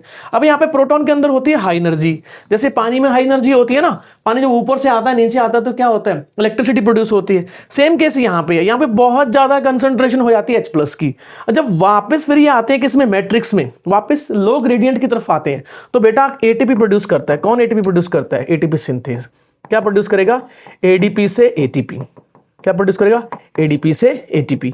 ये इलेक्ट्रॉन ट्रांसपोर्ट चेन का काम क्या है? चेन का काम बेटा ये है NADH और FADH2 को ऑक्सीडाइज करना, और उसको ऑक्सीडाइज करके उससे इलेक्ट्रॉन निकाल के उसकी एनर्जी से बनाना है एटीपी, ठीक है। बट एक चीज ध्यान रखनी है, ये in the presence of, only in the presence of कहां चलता है? In the presence of oxygen चलती है। अगर यहां पे ऑक्सीजन नहीं होगी तो ये नहीं चलेगा। ऑक्सीजन की एंट्री सबसे लास्ट में होती है, यहां ऑक्सीजन प्रोड्यूस यहां पे यूज होती है। अगर ये ऑक्सीजन इस वाले कॉम्प्लेक्स 4 के पास नहीं जाएगी, पूरा पूरा सिस्टम बंद हो जाएगा, ठीक है। अब ये होता कैसे वो हम देखते हैं, इलेक्ट्रॉन ट्रांसपोर्ट सिस्टम होती कैसे वो हम देखते हैं। तो चलो मैं बता रहा हूं, पहले थोड़ा सा पानी पी लेता हूं मैं, तब तक आप भी आराम कर लो।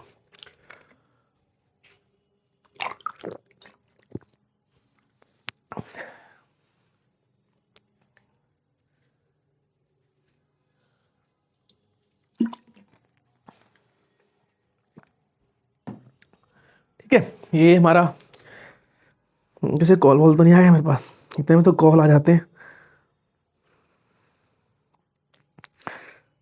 एक मिनट, ओके ठीक है बेटा। तो यहां पे आपको मैं बता देता हूं कि इलेक्ट्रॉन ट्रांसपोर्ट सिस्टम होता कहां पे। सबसे पहले ये हमने बनाई है एक इनर माइटोकॉन्ड्रियल मेम्ब्रेन। ये क्या हो जाएगी? इनर माइटोकॉन्ड्रियल मेम्ब्रेन हो जाएगी। फिर ऐसे ही बेटा क्या होती है? एक और मेम्ब्रेन होती है जिसको मैं क्या बोलता हूं? आउटर माइटोकॉन्ड्रियल मेम्ब्रेन बोलता हूं, है ना। ये हो जाएगी आउटर माइटोकॉन्ड्रियल मेम्ब्रेन। ये कौन सी है? Outer mitochondrial membrane. इन दोनों के बीच बेटा स्पेस है, ठीक है। इसको मैं बोलता हूं इंटर मेम्ब्रेन स्पेस। अब चलो भाई, अब हम बात कर लेते हैं कि कॉम्प्लेक्स जो 1 हो गया, फिर कॉम्प्लेक्स 2 हो गया, फिर कॉम्प्लेक्स जो हो गया हमारा 3 हो गया, फिर कॉम्प्लेक्स 4 हो गया, फिर लास्ट में कॉम्प्लेक्स क्या जाएगा? 5 आ जाता है ना। कितने कॉम्प्लेक्स थे? 5 कॉम्प्लेक्स थे। तो हम लिख देते हैं ये हो गया कॉम्प्लेक्स 1। ध्यान रखना ये बेटा क्रैश कोर्स है, क्रैश कोर्स बोल रहा हूं, ये 1 शॉट है। तो ये 1 शॉट बहुत ही छोटे वाला 1 शॉट है, तो बहुत डिटेल में नहीं जाऊंगा, बट आपके कॉन्सेप्ट क्लियर जरूर हो जाएंगे, ठीक है। आपके 70-80% जो क्वेश्चन आपके जरूर सॉल्व हो जाएंगे। ये हो गया कॉम्प्लेक्स 3, और ये हो जाएगा कॉम्प्लेक्स 4, और ये हो जाएगा बेटा कॉम्प्लेक्स 5। ये क्या हो जाएगा? कॉम्प्लेक्स 5 हो जाएगा। ठीक है, अब होता क्या है, सबसे पहले बेटा आता है NADH। NADH यहां पे आएगा और यहां पे इलेक्ट्रॉन दे देगा वो, और किस में कन्वर्ट हो जाएगा, NAD+ में। तो कॉम्प्लेक्स 1 का नाम क्या होता है, NADH डिहाइड्रोजनेज, क्योंकि हाइड्रोजन को रिमूव कर देता है। ठीक है, अब वो कुछ हाइड्रोजन को अप कर देता है, कुछ हाइड्रोजन को साथ में और पिक कर लेता है। ठीक है, ओवरऑल वो 4 H+ को ऊपर भेज देता है, 2 H+ को मैट्रिक्स से उठाता है। ये वाली क्या है, मैट्रिक्स है। कौन सी मैट्रिक्स है, माइटोकॉन्ड्रियल मैट्रिक्स। 2 हाइड्रोजन को यहां से पिक कर लेगा, हाइड्रोजन मतलब प्रोटॉन। ठीक है, H+ है प्रोटॉन, ये बेटा मैट्रिक्स में, मैट्रिक्स से उठा के किसको भेज देगा, ये IMS को। बट एनर्जी किसकी लगेगी यहाँ पे एनर्जी लगती है बेटा, आपको बता देता हूं। NADH क्या करता है, यहाँ पे इलेक्ट्रॉन दे देता है अपने, इस इलेक्ट्रॉन की एनर्जी को यूज करके वो 2 H+ को पंप कर रहा है। ये 2 H+ है ना बेटा, इसको पंप करने के लिए जो इलेक्ट्रॉन थे ना, उसकी एनर्जी लग रही है। ठीक है, अब ये जो इलेक्ट्रॉन है ये चले जाएंगे किसी मोबाइल इलेक्ट्रॉन कैरियर के पास। बेटा ये जो मोबाइल का मतलब क्या होता है, जो इधर उधर हो सकता है, इलेक्ट्रॉन कैरियर। बेटा ये मोबाइल इलेक्ट्रॉन कैरियर है ना, ये इलेक्ट्रॉन यहां से पिक करके इस वाले को दे देता, इस वाले को बोल रहा हूं मैं, कॉम्प्लेक्स 2 को नहीं देता, ध्यान रखना, कभी गड़बड़ मत कर देना। ये यहां से जो होता है अंदर होता हुआ जाएगा और कॉम्प्लेक्स 3 को दे देगा। बट एक चीज इसकी इंटरेस्टिंग एक चीज और है, ये भी H+ को पिक कर लेता है, ये भी H+ को पिक कर लेता है। इसको हम बोलते हैं, मोबाइल इलेक्ट्रॉन कैरियर को हम बोलते हैं यूबीक्विनोन, यूबीक्विनोन। ठीक है, जो कि इलेक्ट्रॉन को पिक करके बन जाता है, इलेक्ट्रॉन प्लस H+ को पिक करके बन जाता है यूबीक्विनोल में। ठीक है बेटा, ये हाइड्रोफोबिक इलेक्ट्रॉन कैरियर होता है, यानी कि मेम्ब्रेन के इनसाइड मिलता है, ये inside the membrane, inner mitochondrial membrane, ये घूमता रहेगा बेटा। ठीक है, ये अगर कॉम्प्लेक्स 1 से उठा के कॉम्प्लेक्स 3 तक पहुंचा देगा। बट अब यहां पे एक समस्या है, ये हाइड्रोफोबिक है, जैसे इसके पास कॉम्प्लेक्स 1 से क्या आ गया, इलेक्ट्रॉन आ गया, ये चार्जेबल हो जाएगा, चार्जेबल बोल रहा हूं मैं, चार्ज हो जाएगा ये। तो चार्ज होने से हाइड्रोफिलिक हो सकता है ये, तो फिर हाइड्रोफिलिक होगा तो ये बेटा सर्वाइव नहीं कर सकता मेम्ब्रेन के अंदर। तो न्यूट्रलाइज होने के लिए क्या करता है, ये H+ को पिक कर लेता है। H+ को देखो इसने पिक कर लिया। ठीक है, H+ को पिक किया, फिर लेके गया, फिर इसने क्या किया, इलेक्ट्रॉन यहां दे दिए, इलेक्ट्रॉन यहां दे दिए, किसको दे दिए, कॉम्प्लेक्स 3 को। और अपने जो H+ है बेटा किसको दे दिए उसने, इधर दे दिए, किस साइड दे दिए, इंटरमेम्ब्रेन स्पेस में। तो अगर आप ये वाला जो यूबीक्विनोन है, ये कौन सा है, यूबीक्विनोन, या फिर इसको UQ बोलता हूं। ठीक है, यूबीक्विनोन ने इलेक्ट्रॉन भी पिक किए और हाइड्रोजन भी पिक कर लिए। इलेक्ट्रॉन कहां से लिए उसने, कॉम्प्लेक्स 1 से लिए, और हाइड्रोजन उसने कहां से लिए बेटा, H+ कहां से लिए, मैट्रिक्स से लिए। जब वो यूबीक्विनोल बन गया, फिर वो पहुंचेगा कॉम्प्लेक्स 3 के पास, कॉम्प्लेक्स 3 के पास पहुंचते वो इलेक्ट्रॉन भी डोनेट कर देगा और H+ को इंटरमेम्ब्रेन स्पेस की तरफ भेज देगा। यानी कि उसका दोनों काम हो गए, उसने इलेक्ट्रॉन भी दे दिया और H+ भी दे दिए, हाइड्रोजन कैरियर भी है और इलेक्ट्रॉन कैरियर भी है। बहुत सारे बच्चे कंफ्यूज होते हैं कि सर है क्या। इन जनरल वो मोबाइल इलेक्ट्रॉन कैरियर है, बट पिक किसको कर रहा है, H+ को पिक कर रहा है, इसी वजह से उसका नाम क्या होता है, हाइड्रोजन कैरियर भी होता है। अब जो कॉम्प्लेक्स 3 है बेटा, वो क्या करता है, वो देखा जाए तो अगर आप ध्यान से देखोगे ना, ये जो H+ ऐसे जाते हैं, इसके थ्रू होते हुए जाते हैं, मैंने डायरेक्ट बना दिए थे ना, मैंने तो डायरेक्ट नहीं बनाने, ये ना कॉम्प्लेक्स ना 3 से होते हुए जाते हैं। ठीक है, कॉम्प्लेक्स 3 से होते हुए जाते हैं।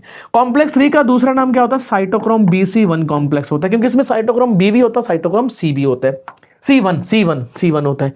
अब ये जो यहाँ पे इलेक्ट्रॉन है, इलेक्ट्रॉन बेटा आगे किसी और के पास चले जाएंगे, इस वाले के पास। अब ये भी एक मोबाइल इलेक्ट्रॉन कैरियर है।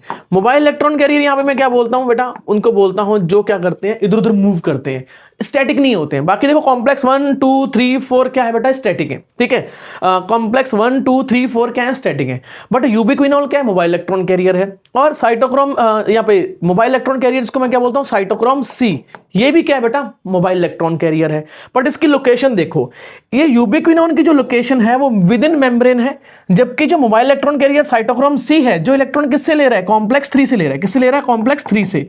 बेटा इसकी जो लोकेशन है वो मेम्ब्रेन के जस्ट ऊपर है, इंटरमेम्ब्रेन स्पेस की तरफ है बेटा, इस चीज का आपको ध्यान रखना है। ठीक है, अब यहां से इलेक्ट्रॉन जाएगा। अब बोलो सर कॉम्प्लेक्स 2 कहां गया, अभी रुको, कॉम्प्लेक्स 1 से 3 पे पहुंचा इलेक्ट्रॉन, 3 के बाद किसके पास पहुंचा, mobile electron carrier cytochrome C के पास पहुंच गया। अब ये चला जाएगा किसके पास बेटा, कॉम्प्लेक्स 4 के पास। और कॉम्प्लेक्स 4 का नाम पता क्या होता है बेटा, कॉम्प्लेक्स 4 का जो नाम होता है साइटोक्रोम C ऑक्सीडेज होता है। नाम से क्लियर है, वो साइटोक्रोम C से इलेक्ट्रॉन लेगा, उसका ऑक्सीडेशन कर देगा, नाम से क्लियर है। अब ये बेटा ये इलेक्ट्रॉन टर्मिनली चले जाते हैं बाद में किसके पास, ऑक्सीजन के पास। किसके पास चले जाएंगे, ऑक्सीजन के पास। तो ऑक्सीजन यहां पे क्या है, ऑक्सीजन यहाँ पे क्या है बेटा, ऑक्सीजन यहाँ पे दो काम करता है। पहला काम क्या करता है, वो इलेक्ट्रॉन एक्सेप्टर है, टर्मिनल इलेक्ट्रॉन एक्सेप्टर है, बट वो अकेला इलेक्ट्रॉन एक्सेप्ट नहीं करेगा, वो साथ में H+ को भी पिक करता है। क्या किसको पिक करता है, H+ को, और कन्वर्ट हो जाता है बेटा H2O में। बहुत हौज पौज हो गया, मैं आपको फिर से समझा दूंगा, टेंशन मत लो, नेक्स्ट वाली स्लाइड में, ठीक है। इलेक्ट्रॉन यहाँ पे एक्सेप्टर जो है ये काम करता है, और साथ में H+ एक्सेप्टर का भी काम करता है, तो ये दोनों काम करता है। और हाइड्रोजन H+ को और इलेक्ट्रॉन को पिक करके बना लेता है वाटर। तो वाटर फॉर्मेशन भी कौन करता है, ऑक्सीजन करता है, ठीक है। तो अगर आप देखोगे ओवरऑल जो क्या हो रहा है यहाँ पे, अच्छा एक चीज और है, ये वाला भी H+ को पिक करेगा, ये वाला भी H+ क्या कर देता है बेटा, पिक करता है, दो ही H+ को पिक करता है, ध्यान रखना इस चीज का। चार ठीक है, हाँ ठीक है, दो ही करता है, ठीक है। ओके, तो बेटा यहाँ पे क्या है, H+ को पिक करके इंटरमेम्ब्रेन स्पेस की तरफ भेज देता है मैट्रिक्स से उठा के। ऐसे करते करते बहुत ज्यादा कंसंट्रेशन हो जाती है H+ की। अब ये कैसे होती है, फिर कैसे काम आता है, उसको हम देखते हैं, क्योंकि अभी हमने कॉम्प्लेक्स 2 को हमने कंसीडर नहीं किया है, उसको भी हम कंसीडर कर लेते हैं, ठीक है। अब बेटा हुआ क्या था, अब मैं यहाँ पे थोड़ा सा ना रफली आइडिया बना रहा हूँ आपको, बहुत ज्यादा वो नहीं कर रहा। कॉम्प्लेक्स 1 था, कॉम्प्लेक्स 2 था, 3 था, 4 था, और 5th आ जाएगा, है ना, 5th ये आ गया। अब यहां पे क्या है, ये था कॉम्प्लेक्स 1 जिसने NADH को डिहाइड्रोजनेज कर दिया था और NAD+ बना दिया था उससे। अब एक है ये बेटा सक्सीनेट डिहाइड्रोजनेज है। कॉम्प्लेक्स 2 का नाम क्या होता है, सक्सीनेट डिहाइड्रोजनेज।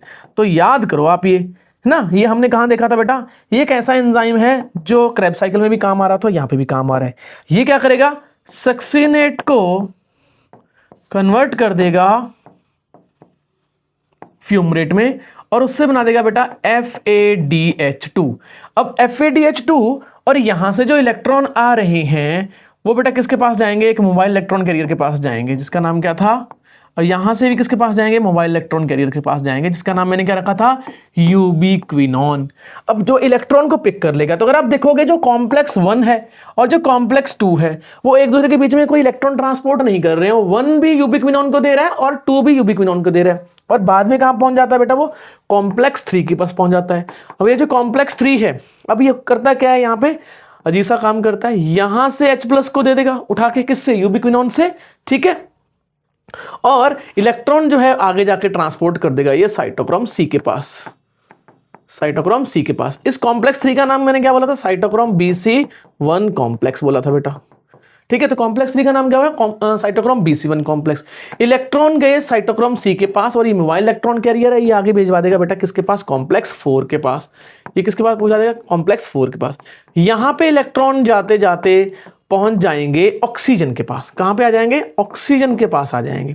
अब इलेक्ट्रॉन चले गए ऑक्सीजन के पास, पर ध्यान रखना एक ऑक्सीजन O2 है, तो यहां पे 4H+ को पिक करती है और उससे बनते हैं 2H2O बनते हैं, उससे क्या बनते हैं, 2H2O। तो ऑक्सीजन दो काम कर रही है, टर्मिनल इलेक्ट्रॉन एक्सेप्टर भी है और वो हाइड्रोजन एक्सेप्टर भी है। एट द एंड जो इलेक्ट्रॉन की जर्नी यहां से शुरू हुई थी वो यहां पे जाके खत्म हो गई है, यहां तो फिर यहां से शुरू हो रही थी या फिर FADH से शुरू हो रही थी।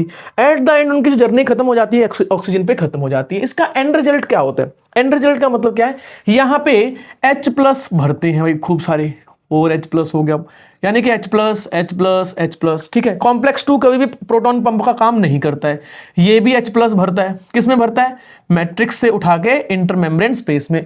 ये क्या है बेटा, इंटरमेम्ब्रेन स्पेस है।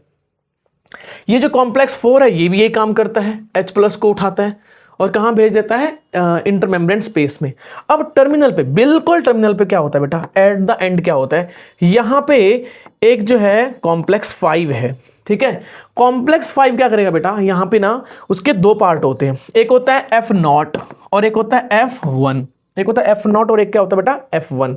अब वो क्या करेगा, यहाँ पे ये जो H+ भर भर के बहुत ज्यादा हाई कंसंट्रेशन में यहाँ पे पहुंच गए, तो उनका फैसिलिटेटेड डिफ्यूजन करवाता है। तो F0 से होते हुए जो H+ है बेटा वापस कहां पे आ जाते हैं, मैट्रिक्स में आ जाते हैं, क्योंकि अगर ये नहीं आएंगे तो भी दिक्कत हो जाएगी। इसका आना भी जरूरी है, क्योंकि बहुत ज्यादा अगर वहां पे हो गए, सारे इधर से खत्म हो गए तो इलेक्ट्रॉन ट्रांसपोर्ट चेन बंद हो जाएगी। तो एट द एंड H+ को वापस लेके आना होता है। अब देखो H+ में बहुत एनर्जी होती है, देखो इलेक्ट्रोपोटेंशियल एनर्जी बोलते हैं इसको, मैं प्रोटॉन मोटिव फोर्स बोलता हूं या फिर प्रोटॉन ग्रेडियंट बोलता हूं। हाई एनर्जी से जब वो लो एनर्जी की तरफ जाएंगे, हाई कंसंट्रेशन से लो कंसंट्रेशन की तरफ जाएंगे तो फ्री एनर्जी रिलीज होती है। फ्री एनर्जी को यूज करता है बेटा कौन? F1। F1 फ्री एनर्जी को यूज करके बना देता है बेटा उससे क्या? ADP से ATP। तो इसको मैं बोलता हूं ऑक्सीडेटिव फॉस्फोराइलेशन। ऑक्सीडेटिव फॉस्फोराइलेशन क्यों बोलता हूं? क्योंकि NADH और FADH का ऑक्सीडेशन हो रहा है और ऑक्सीजन की प्रेजेंस में ATP बन रही है ना। इसी वजह से पूरी पूरी इलेक्ट्रॉन ट्रांसपोर्ट चेन में जो ATP बनती है उसको हम क्या बोलते हैं? ऑक्सीडेटिव फॉस्फोराइलेशन बोलते हैं बेटा। ये चीज हमने देख ली है। अब यहां पे एक जो है छोटा सा आपको मैं ओवरव्यू दे देता हूं फिर से। ग्लूकोज से 2 पाइरुवेट बने, है ना। 2 पाइरुवेट से फिर ये जो बाकी सारा माइटोकॉन्ड्रिया में हो रहा है, ये वाला कहां है? माइटोकॉन्ड्रिया में, माइटोकॉन्ड्रिया में, है ना। उससे क्या बने फिर? 2 एसिटाइल कोएंजाइम A बने। उससे फिर क्या चला बेटा? 2 बार क्रेब साइकिल चला। 2 बार क्या चला? Krebs cycle. क्रेब साइकिल जिसको हमने TC साइकिल बोल दिया था, एक ही बात है, ठीक है। अब यहां पे क्या होता है? NADH प्रोड्यूस होते हैं। ये माइटोकॉन्ड्रिया इधर, है ना, माइटोकॉन्ड्रिया, माइटोन नहीं माइटोकॉन्ड्रिया। इसमें भी NADH बनते हैं। एक ग्लूकोज है तो 2 NADH बन गए। ये वाली जो है लिंक रिएक्शन है, इससे भी क्या बनते हैं बेटा? 2 NADH बनते हैं। अच्छा, यहां पे क्रेब साइकिल 2 चल रहे हैं तो 3 NADH इंटू 2 कितने हो गए? 6 NADH, है ना। कितने हो गए? 6 NADH। एक FADH2 एक साइकिल से बनता है तो कितने हो जाएंगे? 2 FADH2।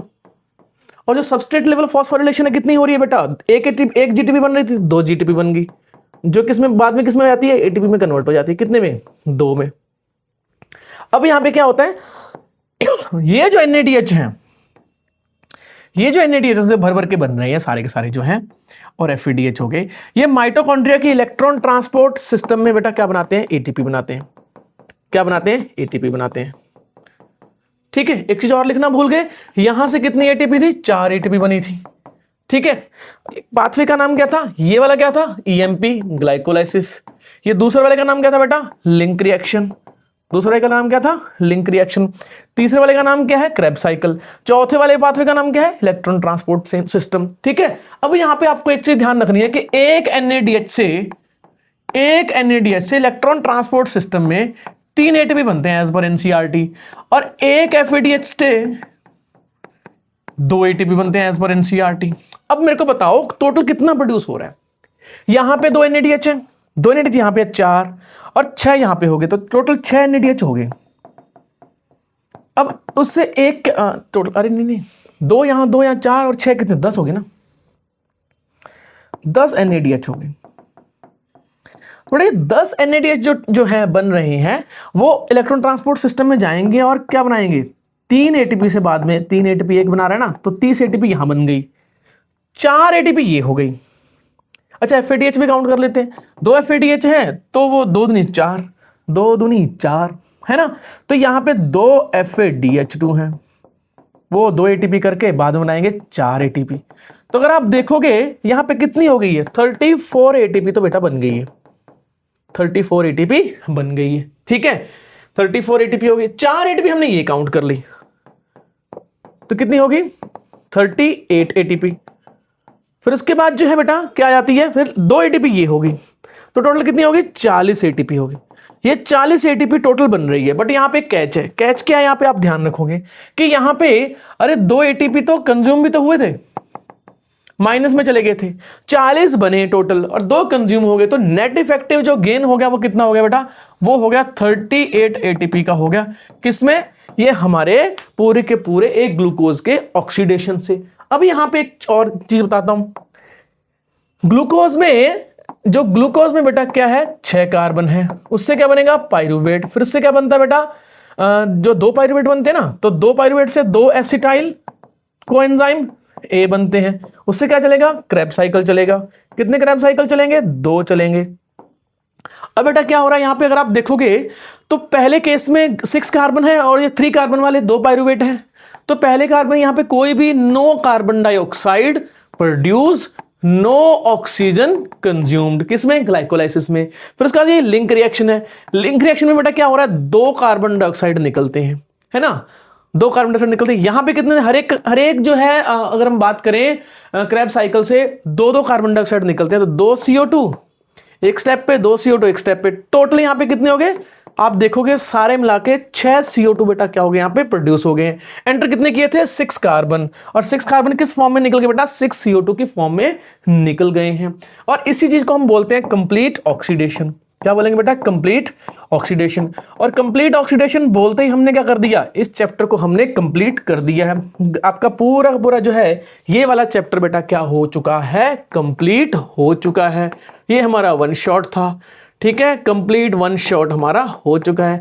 ऐसे अगर आपको बहुत इन डेप्थ में चीजें देखनी है, और जो क्रैश कोर्स है बेटा जो कि 2 मार्च से शुरू हो गया है, ठीक है, उसको भी आप देख सकते हो। और ये वाला जो कंप्लीट वन शॉट से आगे बढ़ के इन डेप्थ में देखना है तो मेरे पास एक बायो डीप डाइव सीरीज नाम की एक प्लेलिस्ट है, उसमें आप जाके अच्छे से बहुत कॉन्सेप्चुअली पूरे के पूरे चैप्टर को देख सकते हो। ठीक है, तो चलो मिलते हैं भाई अगले उस पे।